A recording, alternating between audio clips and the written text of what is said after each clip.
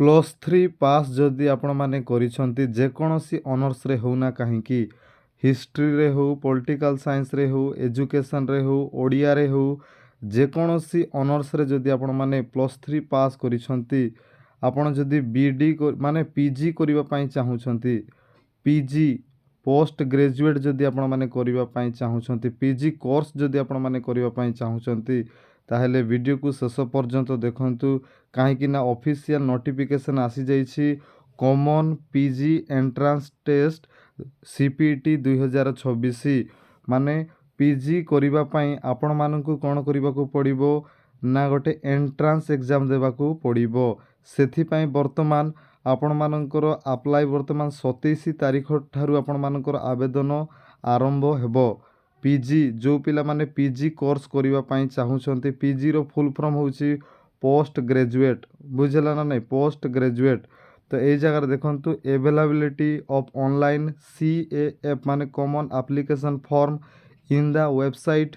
www.samsodisha.government.in official website रे जाई कि आपण माने कोन करि परिबे 27 तारीख फेब्रुआरी 2026 11टा समय ठारू दिन 11 घंटा समय ठारू आपण माने आवेदन करि पारिबे तो मो कहिबा कथा आपण माने बुझुछंती 27 फेब्रुआरी माने गत काली माने काली को आपण माने कोन करि पारिबे अप्लाई करि पारिबे 27 तारीख दिन आपण माने कोन करि पारिबे 27 फेब्रुआरी दिन आपण माने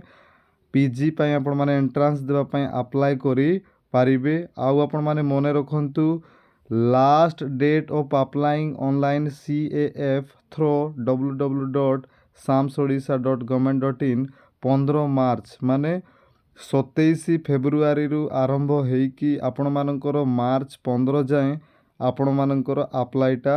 चलिबो तो सेथि पई जो पिला माने +3 पास करिसंती पीजी कोर्स करिवा पई चाहुचंती ताहेले